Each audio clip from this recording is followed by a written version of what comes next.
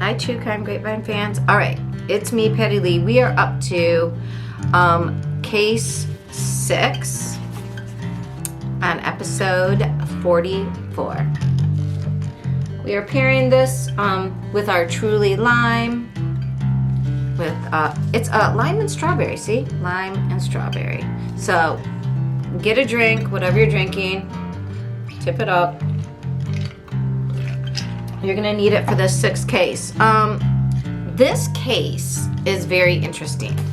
If you can see behind me, this is Mario Fernandez Salanda, who is the husband of Shanna Gardner-Fernandez.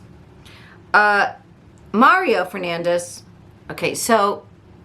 What was Mario, like, what am I talking about, right? What was he arrested for? Mario was arrested because he is alleged to have taken part in the murder of Shanna's ex-husband. Now, they actually were married. When did they get married? They were married and divorced by 2000. I need to highlight my dates, you guys. They had been divorced by 2015.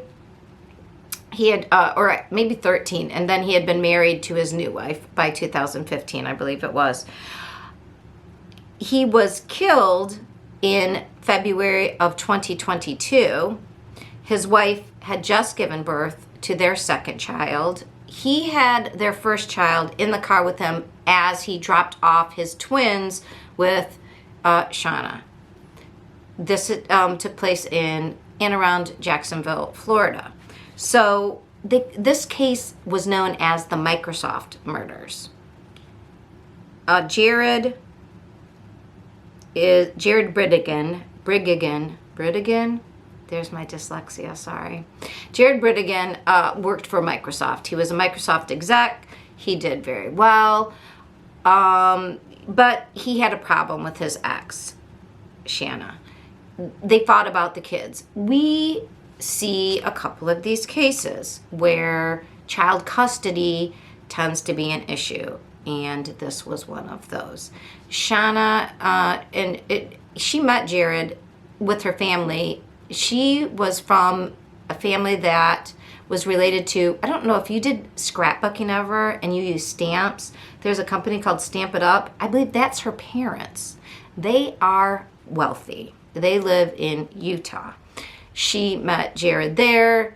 They had a life where Shanna, though, was kind of had the money from her family and was maybe bossing him around a little bit. Anyways, when they moved to Florida, he felt a little bit more independent, and it just seemed like, I don't know if she didn't like being the complete boss, and I don't know, maybe he didn't like being under her thumb, and was she trying to control him with money? We don't know. But the relationship did break up, but they had twins. And Shanna didn't want to share. She wanted to take the twins where she wanted to take them. And that was going to be a problem. In fact, she was the one who left the marriage through a affair, I believe, if this is correct.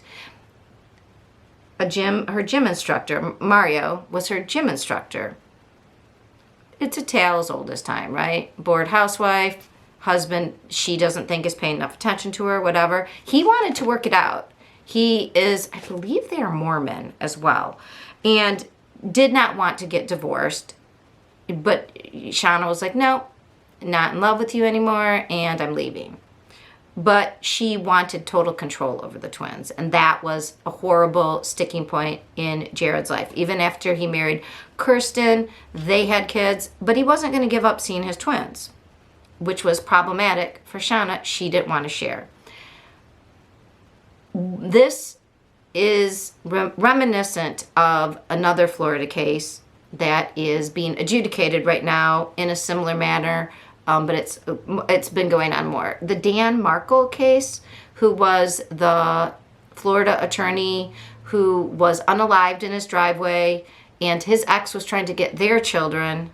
Similarly, she wanted to take him down farther in Florida where she was living near her parents and her brother, and they were all dentists.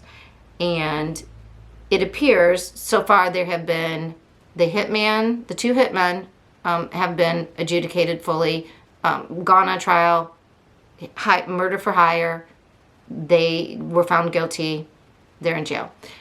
They ratted out, because they wanted a lesser sentence, the woman who was the connector between them and the wife's family. The wife's family is called the Adelsons. You might have heard of Wendy Adelson.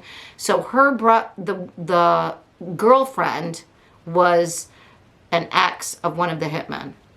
She worked in the office and I believe was a side piece for Wendy's brother. Wendy's brother now has been indicted for the hit, for hiring, the murder for hire. Now, we don't know if Wendy's involved or her parents. They are so far unindicted. But that case is similar to this in that it had to do with child custody. And we've seen that a couple times before. We're going to see it in the next case we talk about a little bit. And it appears to have involved now the one man who has been first arrested is Henry Tenon. Henry Tenon is the person who they think is the trigger man. In fact, he has now, I believe, after being arrested in January, pled guilty, but has turned in our friend here, Mario Fernandez. And how are they connected? This little area. Oh, look, this little arrow shows you this house, 5239 Potomac Avenue in Jacksonville, Florida. That was a home that Mario Fernandez Salanda owned. So there we go. Mario owned this home, and Henry Tenon stayed in this home, and they had a lot of phone calls between the months leading up to and then immediately after the unaliving of Jared. Excuse me. You may have, what may make you remember this murder was that Jared was driving, after he dropped off his twins, he was driving in the car, going the same route back to his home to see his wife and baby. He had his 2-year-old in the car, and there was a huge tire on the road. And so it was on the on-ramp. And it was sort of an isolated place. He gets out of the car to move this tire, like a truck tire, and is shot.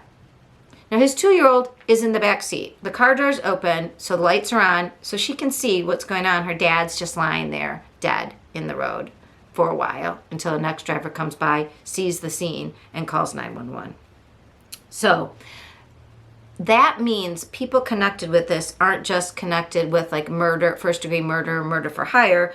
They're also charged with child abuse because it was an abuse to that little 2-year-old girl to have to sit there and wait and scream for her daddy who wouldn't get up and to have watched him be gunned down in the road. So that extra enhancement on the charge for Mr. Fernandez, for Mr. Mario, let's see. So, yes, I'm reading the charges here. Bloop, bloop, bloop, bloop, bloop. They in the thing they said the prosecution can bootstrap the crime to for circumvent. That is not. I wrote something I don't even understand, but it makes his charges worse. Now, what's going to happen, and why did they do this? Like in other cases where they add charges to make it worse, is they want somebody to talk. So, who do you think he's going to turn on if she was involved? I don't know, but I'll just let you know that Mario's wife, oops, that's not his wife. Mario's wife, Shanna, who is right here. Yeah, she now lives in Washington State. So in January, there were talks that there were going to be arrests. And Henry was arrested, and suddenly Shanna, she had to move. So